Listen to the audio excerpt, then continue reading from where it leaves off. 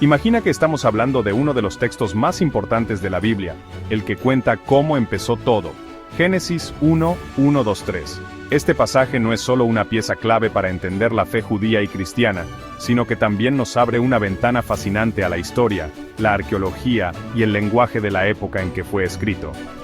Vamos a explorarlo juntos como si fuéramos detectives, buscando pistas en el texto y en el mundo antiguo, para descubrir qué nos quiere decir y por qué importa tanto.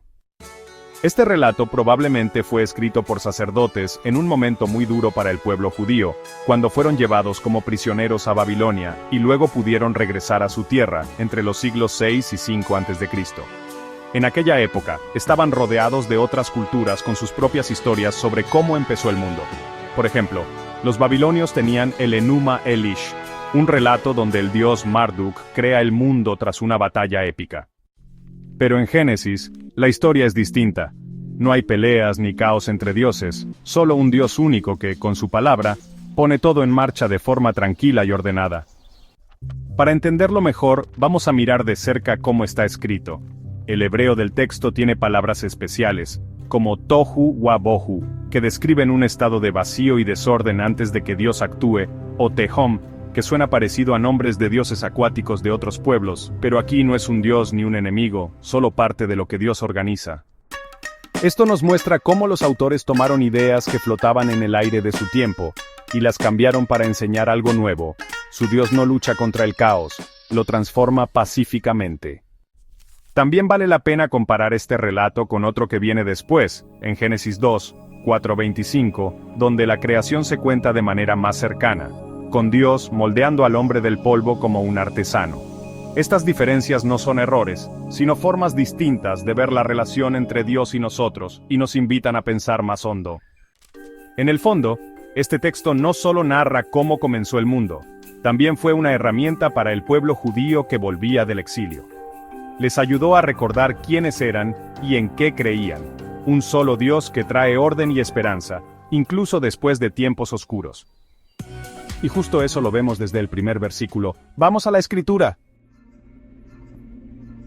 Al principio de la creación de los cielos y la tierra por parte de Dios, Elohim, la tierra estaba vacía y despoblada, tohu wa bohu, las tinieblas habían cubierto la faz del abismo, tehom, y un viento de Dios se abalanzaba sobre la faz de las aguas. Imagina el comienzo de todo, cuando Dios, a quien aquí llaman Elohim, empieza a dar forma a los cielos y la tierra. Pero no pienses en la tierra como la vemos hoy, llena de vida y color. No, en ese momento estaba vacía y sin nada, algo que en hebreo se describe como tohu wa bohu, un estado de desolación total. Todo estaba oscuro, con tinieblas cubriendo un abismo profundo que llaman tehom. Y en medio de esa escena, un viento poderoso enviado por Dios se movía rápidamente sobre las aguas, como si algo grande estuviera a punto de suceder. Vamos a meternos en el texto hebreo de Génesis 1:1 que dice, Bereshit bara Elohim. Normalmente lo traducimos como, en el principio creó Dios, como lo lees en muchas Biblias. Pero hay un pequeño enredo aquí que hace que los estudiosos se rasquen la cabeza. La palabra Bereshit está en una forma especial del hebreo, llamada estado constructo, que es como si dijera el principio de, y esperaras que venga algo detrás, como el principio de la fiesta. Pero en lugar de eso, lo que sigue es un verbo, bara, que significa creó. Esto no encaja del todo bien en las reglas del hebreo, es como si la frase estuviera incompleta. Entonces, un sabio antiguo llamado Rashi vino con una idea genial. Dijo, esperen, no leamos bara como creó, como si ya hubiera terminado, sino como si estuviera en el proceso de crear, como un gerundio. Así, el versículo diría algo como, al principio de la creación, por parte de Dios de los cielos y la tierra, aunque hay que ajustar un poco cómo vocalizamos las palabras, esto hace que todo tenga más sentido, y resuelve el rompecabezas gramatical. Es como si Rashi nos dijera que el texto no está hablando de un momento puntual, sino del inicio de un gran proceso. Ahora pasemos al versículo 2, donde aparece esta expresión tan curiosa, tohu wa bohu. En algunas traducciones antiguas, como la Septuaginta, lo ponen como informe y vacío, pero no es tan simple. Si miramos otros lugares de la Biblia, como en Jeremías 4:23, Tohu Wabohu describe una tierra que quedó arrasada, sin vida, como un lugar desierto después de un desastre. Así que aquí no estamos hablando de un caos total tipo materia sin forma, sino de algo que ya estaba ahí, pero vacío, sin nada que lo llenara de vida. Fíjate también en cómo está escrito la frase, Beharetz Hayeta, que significa y la tierra estaba. En hebreo, cuando pones el sujeto, la tierra antes del verbo estaba, suele indicar que estás describiendo algo que pasó antes, como si en español dijéramos la tierra había estado. Esto nos da una pista, ese estado de desolación, con tohu wabohu, no es algo que Dios creó de la nada, sino que ya existía antes de que Él empezara a poner orden, lo que comienza en el versículo 3. Es como si el texto nos estuviera preparando el escenario antes de la gran acción creativa. Si miramos Génesis 1:1-3 como una historia, se divide en partes claras. El versículo 1 es como el título o la introducción, al principio de la creación, nos mete de lleno en el tema. Luego el versículo 2 nos pinta el cuadro inicial, un mundo que ya está ahí, pero completamente desolado, con tohu wabohu, tinieblas y aguas por todos lados, sin orden ni vida. Y desde el versículo 3 empieza la acción de verdad. Dios dice, hágase la luz, y de ahí en adelante va transformando todo, separando la luz de las tinieblas, organizando cielos, mares y tierra, y llenándolo de vida con plantas, animales, y al final, nosotros los humanos. Lo interesante es cómo lo plantea la doctora Fried. No es que Dios haya creado todo desde cero, como si no hubiera nada antes. Más bien, parece que había algo, un mundo en caos, vacío, y lo que Dios hace es darle forma, ordenarlo y llenarlo de vida. Esto lo saca de cómo está escrito el hebreo, con ese Bereshit en estado constructo y el Beharetz Hayeta, que suena a pluscuamperfecto, del significado de Tohu Wabohu, como desolación, y de cómo otros textos, como Jeremías, usan esas palabras para hablar de algo destruido, no de un caos mítico. Es una visión diferente a esos cuentos antiguos donde los dioses pelean contra el caos. Aquí todo es más tranquilo, más ordenado. Comparemos cómo empiezan dos historias de creación, el Enuma Elish de Mesopotamia y Génesis. En el Enuma Elish, escrito en acadio, las primeras líneas dicen algo como Enuma Elish Lanabu Shamamu, Tiamat Muallidat Gimrishun, que significa cuando en lo alto, el cielo no había sido nombrado, Tiamat, la que los engendró a todos. Fíjate que empieza con Enuma, cuando como si te estuviera diciendo érase una vez, y usa verbos en pasado, como Nabu, no había sido nombrado, para describir un tiempo antes de que todo tuviera orden. Lo curioso es que los elementos del principio, como Apsu, agua dulce, Tiamat, agua salada, y Mumu, no son solo cosas, sino dioses con personalidad, que hacen cosas como Muallidat, la que engendró, son personajes activos en la historia. Ahora, en Génesis 1:1-2 tenemos Bereshit bara Elohim al principio de la creación por parte de Dios, y luego Beharetz Hayeta Tohu Wabohu, la tierra estaba vacía y despoblada. Aquí, Bereshit también marca un inicio, pero como ya vimos, tiene ese problema gramatical porque va seguido de bara, un verbo, en lugar de algo que lo complemente. Y esa frase Beharetz Hayeta, con la tierra antes de estaba, suena como si dijéramos la tierra había estado, sugiriendo que ya estaba ahí antes de que Dios actuara. Pero a diferencia del Enuma Elish, Tohu Wabohu no es un dios ni hace nada, es solo un estado, algo vacío y desordenado, sin vida, ni personalidad.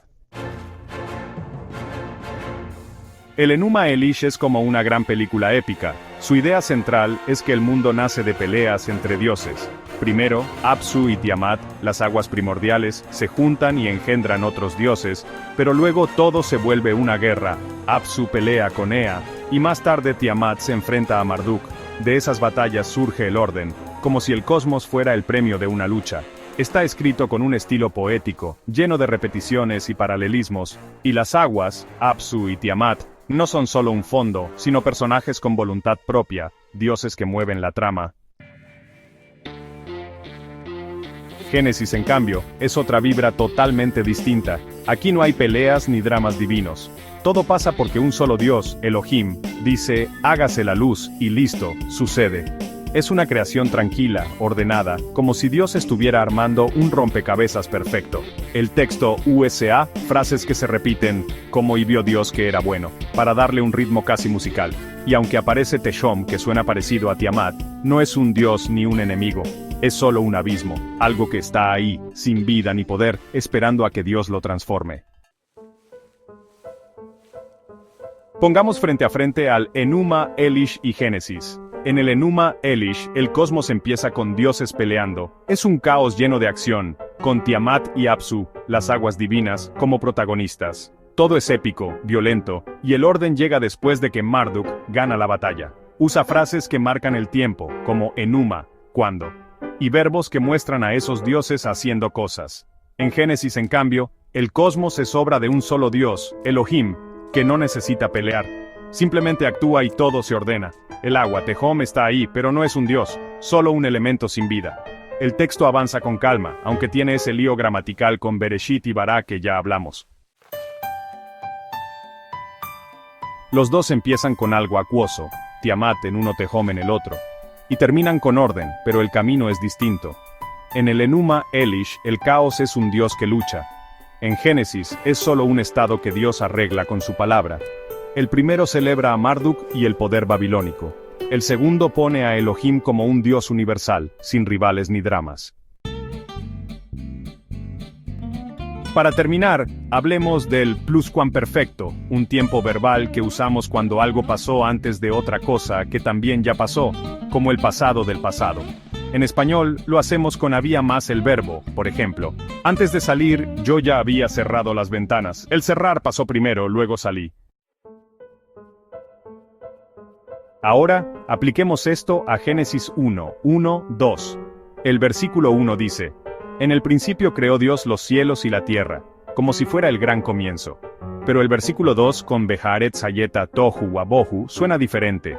La doctora Fried dice que podríamos leerlo como, y la tierra había estado desordenada y vacía en pluscuamperfecto. ¿Qué significa?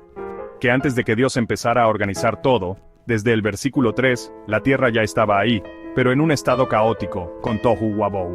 No es que Dios la sacó de la nada absoluta, más bien tomó algo que ya existía, desolado, y lo transformó. Piensa en esto. Ayer hice una fiesta increíble, pero antes la casa había estado hecha un desastre. Igual en Génesis. Dios hace un mundo ordenado y lleno de vida, pero antes la tierra había estado vacía y desordenada. Es una manera de ver que el relato no es sobre crear desde cero, sino sobre arreglar y dar vida a lo que ya estaba. Desde el versículo 3, Génesis empieza a tener un ritmo especial. Dios dice, haya luz, y pasa. Luego y fue así, y vio que era bueno, y llamó a la luz día, y termina con y fue la tarde y la mañana, un día. Este patrón se repite cada día, como una canción que te va llevando, mostrando orden y belleza. Comparemos con otras historias. En Egipto, en el himno a Atón, el dios Sol también crea con su palabra, parecido a haya luz. Pero ahí el Sol es un dios poderoso. En Génesis, la luz llega el primer día, y el Sol no aparece hasta el cuarto, como diciendo la luz no depende de los astros, viene de Dios. En el Enuma Elish, la luz aparece después de que Marduk derrota a Tiamat en una pelea épica. En Génesis, no hay batalla. La luz simplemente llega porque Dios lo dice, y eso rompe con la idea de adorar al sol o la luna como en Babilonia, donde eran dioses. En el segundo día, Dios dice haya un firmamento, o sea, requilla, raquia, en hebreo, y lo pone entre las aguas para separarlas. Luego lo llama cielos. Este raquia es como una bóveda sólida, una idea antigua de cómo veían el cielo, algo que divide las aguas de arriba, como la lluvia, de las de abajo, los océanos. En Génesis 2, que tiene otro estilo, no hablan de raquía. Ahí la tierra se riega con un vapor, aed, que sube del suelo. En Mesopotamia también pensaban en una bóveda así, y en el Enuma Elish, Marduk hace el cielo cortando a Tiamat en pedazos, todo violento y dramático. En Génesis, nada de eso. Dios solo manda y aparece el raquia, sin peleas. Y mientras en Mesopotamia el cielo es un dios, Anu, aquí es solo una cosa útil que Dios crea, no algo para adorar. El tercer día, Dios dice júntense las aguas en un solo lugar, y que aparezca lo seco, y así nace la tierra firme. Luego añade: produzca la tierra hierba verde, y la tierra lo hace, todo por orden de Dios, sin que él tenga que meter las manos como en Génesis 2, donde Yahvé Dios planta un huerto. Aquí no hay peleas ni caos. En los mitos cananeos las plantas salen de batallas entre dioses, pero en Génesis es puro mandato tranquilo. En el mito de Atrahasis los dioses hacen plantas para los humanos, pero luego, hartos de trabajar, crean al hombre como esclavo para la tierra. En Génesis, las plantas son un regalo de Dios, y el hombre no es esclavo, sino señor de la creación, como dice más adelante en 1:28-30. Todo fluye en paz. El cuarto día, Dios dice: haya lumbreras, Meorot, para que marquen señales, estaciones, días y años. Curiosamente, no usa Shemesh, sol, ni Yareaj, luna, palabras comunes en hebreo que en otros lugares se relacionaban con dioses. En vez de eso, las llama lumbrera mayor y lumbrera menor, como quitándoles cualquier poder divino, haciéndolas solo herramientas para el calendario, algo que importaba mucho a los sacerdotes. En Mesopotamia, Shamash, sol, y Sin, luna, eran dioses grandes, y usaban cosas como eclipses para adivinar el futuro. En el Enuma Elish, Marduk hace el sol y la luna con sus ojos, dándoles un aire sagrado. En Génesis, nada de eso. Son solo creaciones útiles, no dioses, y eso marca una diferencia enorme. El quinto día, Dios dice: produzcan las aguas seres vivientes y haya aves que vuelen, y así pasa. Luego los bendice con sed fecundos y multiplicaos. Unas palabras que después vemos con Noé, como conectando la creación con promesas más grandes. En los mitos cananeos, Yam, el dios del mar, y Lotan, un monstruo tipo Leviatán, son caos puro. Pero en Génesis, los Taninim, que podrían ser esos monstruos marinos, no son malos ni rivales. Dios los crea y dice que son buenos. En el Enuma Elish, Marduk hace monstruos para pelear contra Tiamat como armas de guerra. Aquí, en cambio, esos seres son parte del plan tranquilo de Dios, sin peleas ni amenazas. El sexto día, Dios crea los animales terrestres y luego dice: hagamos al hombre a nuestra imagen. Algo que intriga porque es a nosotros. ¿Está hablando con alguien, como un consejo divino, o es solo una forma majestuosa de hablar? Sea como sea, crea a la humanidad varón y hembra, sin enfocarse en individuos como Adán y Eva, que vienen en Génesis 2. Les da el mandato de sojuzgar la tierra, pero no en plan pelea, sino como cuidadores del orden. En el Enuma Elish, los humanos salen de la sangre de Kingu, un dios vencido, para ser esclavos de los dioses. En Atrahasis, los hacen para que trabajen duro y liberen a los dioses menores. Pero en Génesis, el hombre es imagen de Dios, no esclavo, y el trabajo es una bendición, un rol de gobernar la tierra con dignidad. Cuando Dios dice: hagamos al hombre a nuestra imagen, Vayomer Elohim Naaseh Adam Betzalmenu, ese nosotros hace que todos se pregunten: ¿con quién está hablando? En Mesopotamia y Canaán, como en el Enuma Elish, o los textos de Ugarit, los dioses siempre están en reuniones. Marduk consulta a otros antes de crear humanos, y él, el dios supremo cananeo, tiene su grupo de Beneil, hijos de Dios. Allí, crear es cosa de equipo. ¿Será que Génesis tiene un eco de eso, pero cambiado a un solo Dios? Hay ideas distintas. Algunos dicen que Dios habla con ángeles o seres celestiales, como en Salmo 82 o Job 38. Otros creen que es solo una forma grandiosa de hablar, como cuando un rey dice nosotros.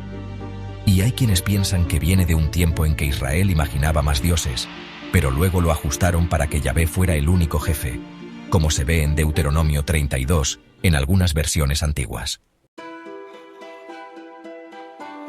Que los humanos seamos hechos a la imagen de Dios, Tselem Elohim, también tiene ecos en otras culturas, pero con un giro. En Mesopotamia, la palabra salmu, imagen, era para los reyes, que eran como la imagen de Bel o Marduk, representantes divinos en la tierra. En Génesis, no es solo para reyes. Todos, tú y yo, llevamos esa imagen, 1:27, y se trata de dignidad y de cuidar la creación, 1:28. En Egipto, pensaban que las estatuas de los dioses tenían su esencia, pero en Génesis, Dios no tiene forma física. Ser su imagen es más sobre lo que hacemos, gobernar, reflejar su bondad, que sobre cómo nos vemos. Antes del 586 a.C., en el Israel preexílico, no todo era monoteísmo puro. Existe evidencia arqueológica de que en la Kuntiyet Ahrud del siglo VIII se encontraron escritos que dicen Yahvé y su Asherá, como si Dios tuviera una pareja divina. También hay figuritas femeninas por todos lados, quizás de Asherá, y la Biblia misma critica que adoraran al ejército del cielo o a Baal. Entonces, cuando Génesis 1, 26-27 dice: Hagamos podría venir de esas ideas antiguas de muchos dioses y sus esposas interviniendo en la creación de los humanos. Pero la versión final, escrita por sacerdotes después del exilio, trata de limpiar todo vestigio antiguo acerca de esas creencias. Aquí, los humanos no son esclavos como en el Enuma Elish, sino señores de la tierra, y el nosotros quizás sean seres divinos, pero solo ayudantes de un Dios único, como en Isaías 6. Algunos dicen que el norte de Israel, el reino de Israel, dejó su marca en Génesis. Usar Elohim en vez de Yahvé suena a algo que compartían con los cananeos, donde él era el Dios principal. Y sitios como Betel, donde Jacob tiene su historia en Génesis 28, tenían sus propias ideas que luego los sacerdotes pudieron mezclar en este texto. Génesis 1, 26-27 tiene un aire a Mesopotamia y Canaán con ese nosotros y la imagen de Dios, pero lo cambia todo a un Dios único. Los sacerdotes que lo escribieron después del exilio querían algo claro. Los humanos tienen dignidad para todos, no solo reyes, y un rol de cuidar el mundo. 1:28. Así dejaron atrás las peleas de dioses y dieron a Israel una identidad especial, como pueblo que refleja el orden de Dios. El séptimo día, Dios termina todo y dice: Y bendijo Dios al séptimo día y lo santificó porque ahí paró de trabajar. Esto es el origen del Shabbat, que vemos en Éxodo 20 como algo sagrado. En el Enuma Elish, los dioses descansan porque están agotados de pelear, pero aquí Dios no está cansado. Es como un cierre perfecto, un momento para santificar lo que hizo. En Mesopotamia, el tiempo giraba alrededor de la luna y el sol, y dividían los meses según las fases lunares, más o menos 7 días por cada una, luna nueva, creciente, llena y menguante, ajustándolo a 29 o 30 días. Tenían días especiales como Judu, la luna nueva, para pedir perdón y ordenar el cosmos, y Shapatu o Shabbatú, en luna llena, que algunos relacionan con nuestro Shabbat, aunque no era igual. En Mesopotamia, descansar tenía 2 grandes razones: calmar a los dioses, que podían enojarse y desatar caos, y ayudarlos a relajarse. En días como Shapatu, hacían sacrificios y ofrendas, como en los mitos de Atrahasis o Enuma Elish, para mantener todo en equilibrio y quitarle trabajo a los dioses, como si dijeran: tomen un respiro. Al principio, Israel también miraba la luna para medir el tiempo. Hay una tablita del siglo X a.C., el calendario de Geser, que habla de meses agrícolas, probablemente siguiendo la luna. En la Biblia, Rosh Yodesh, cabeza de mes, era la luna nueva, un día especial con sacrificios y el shofar, como en Primera de Samuel o Ezequiel. Textos como Isaías y Amós juntan Rosh Yodesh con Shabbat, dando a entender que antes el Shabbat podía estar ligado a la luna. Y en sitios como Arad encuentran sellos con nombres de meses lunares como Siv o Etanim. Algunos creen que al principio el Shabbat hebreo era como el Shapatu mesopotámico, un día especial en luna llena con ciclos de 7 días que seguían el mes lunar. Es como si hubieran tomado esa idea y la adaptaran. Comparemos el descanso en Mesopotamia y en Israel. En Mesopotamia, con Shapatu y Judú, todo venía de la luna. Luna nueva y luna llena eran días para sacrificios y calmar a los dioses, evitando problemas. Al principio, el Shabbat hebreo también seguía la luna, con Rosh Yodesh, y quizás se parecía al Shapatu. Pero después del exilio, los sacerdotes lo cambiaron a un ciclo fijo de 7 días, sin depender de la luna. El propósito también cambia. En Mesopotamia era para apaciguar dioses enojados. En Israel preexílico era culto y descanso. con un toque de orden divino. Y luego, en Génesis 2, 1-3, es para celebrar la creación y santificar el tiempo, mostrando a un Dios soberano. Las actividades pasan de ofrendas para dioses cansados a un reposo total para todos, reflejando gracia y comunidad, no miedo. Durante el exilio, en el siglo VI a.C., y después, los sacerdotes que escribieron Génesis cambiaron las cosas. En 1:14-18 llaman a las luces Maorot, Meorot, lumbreras, sin decir Shemesh, sol, ni Yareach, luna, para no sonar como los cultos mesopotámicos a los astros.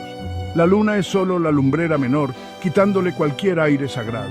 Y en Génesis 2:1-3, el Shabbat se vuelve un día santo porque Dios terminó de crear sin mirar las fases lunares. Es algo fijo, universal, basado en su obra, no en el cielo.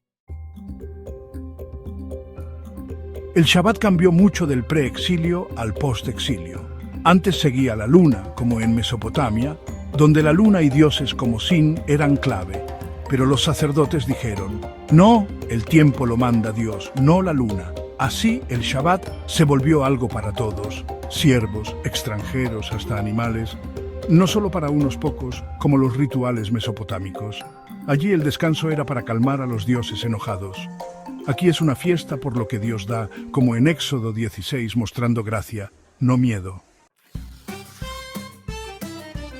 Antes del exilio, textos como Amós 8:5 muestran que Rosh Hodesh y Shabbat iban juntos, como días de ritual y comercio pegados a la luna. En Segunda de Reyes 4:23 también los nombran así, como algo especial. Pero después, en Levítico 23:3, el Shabbat es fijo, cada 7 días, sin luna de por medio. Y en el Salmo 104:19, la luna marca encuentros, pero el Shabbat va por su cuenta. El Shabbat tiene una historia increíble. Al principio, en Israel, seguía la luna, como el Shapatu mesopotámico, con días de descanso en luna nueva o llena para rituales y orden. Pero durante y después del exilio, los sacerdotes en Génesis 1 y 2 lo cambiaron. Lo hicieron cada 7 días, sin depender de la luna, celebrando el orden que Dios puso al crear. Esto muestra un Dios que da gracia y manda el tiempo, no uno al que hay que calmar. Así, el Shabbat se volvió una marca única para los judíos, distinto de Mesopotamia y del Israel preexílico, y un símbolo de quienes eran frente a otros pueblos. Conclusión, Génesis 1. Comparación con Génesis 2, versículos 4-25, también conocido como fuente J. Génesis 1 y 2 son como dos caras de una moneda. En Génesis 1, escrito por sacerdotes, Dios es Elohim, y el ser humano llega al final, en el día 6, como la joya de la creación. Es un relato ordenado, casi como un himno. En Génesis 2, con otro estilo, Dios es Yahvé Elohim, y primero hace al hombre del polvo, según el versículo 7, luego vienen plantas y animales. Es más personal, con Dios formando cosas, y explicando de dónde vienen el trabajo y el dolor. En esta sección, exploramos el análisis lingüístico y literario de Génesis. Analizaremos cómo el lenguaje y la estructura literaria nos ofrecen pistas sobre su origen y propósito. Desde el uso de ciertos términos hasta los patrones literarios, cada detalle nos ayuda a entender mejor el contexto en el que fue escrito.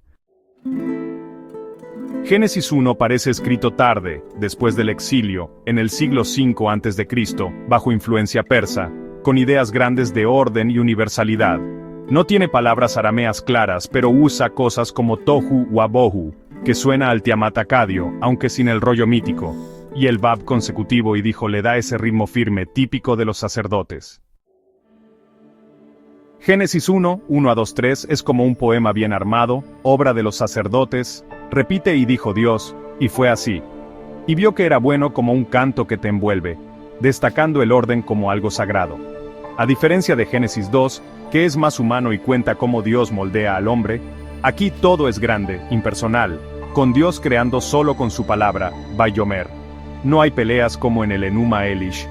Dios simplemente pone armonía donde había tohu wabohu, y quita poder a cosas de otros pueblos. Tehom suena a Tiamat, pero no es un dios, solo un abismo. Las Meorot reemplazan a Shemesh y Yareash, que eran dioses como Shamash y Sin. Es como decir nuestro Dios manda, no esos mitos. En el contexto histórico y arqueológico, Génesis se sitúa en una época crucial para los judíos. Este periodo, lleno de desafíos y cambios, dejó una huella profunda en la narrativa y en la forma en que los textos sagrados fueron escritos y entendidos. Génesis 1 salió cuando los judíos estaban en el exilio en Babilonia, entre el 586 y el 538 a.C., y luego bajo los persas en el siglo V, en un momento duro, rodeados de otros poderes. Los sacerdotes lo escribieron para decir, Yahvé es el jefe, no Marduk ni Ishtar. Con el Shabbat en 2:1-3, les dieron algo propio, diferente al Shabbat lunar de los babilonios, para unirlos como pueblo. También juntaron la creación con la historia de Abraham, haciendo una línea clara de quiénes eran. Y dejaron fuera cosas como una diosa o peleas, quizás para borrar rastros de cultos a Ashera que había antes. Evidencia arqueológica y síntesis final. La arqueología nos da pistas. Tehom viene de Tiamat, mostrando que conocían los mitos mesopotámicos, pero lo hicieron algo sin poder. Tohu o Abohu aparece en textos de Ugarit como desolación, y los sacerdotes lo usaron para su mensaje. Antes del exilio, en Kuntillet Ahrud, siglo VIII, escribían sobre Yahvé y su acera, y el calendario de Geser, del siglo X, seguía la luna, como el Shabbat antiguo. En Babilonia, los judíos vieron tablillas del Enuma Elish en Nínive. Y Génesis 1, con sus 6 días y descanso, parece una respuesta a eso, cambiando la victoria de Marduk por el orden de Elohim. Conclusión. Génesis 1:1-2-3 es una mezcla única como texto, usa un lenguaje claro para borrar mitos viejos. Como historia, es un grito de orgullo judío contra Babilonia, y la arqueología muestra cómo tomaron ideas de otros y las hicieron suyas. Su fuerza está en transformar un relato sagrado en un signo eterno de orden contra el caos, base del monoteísmo que marcó a Occidente.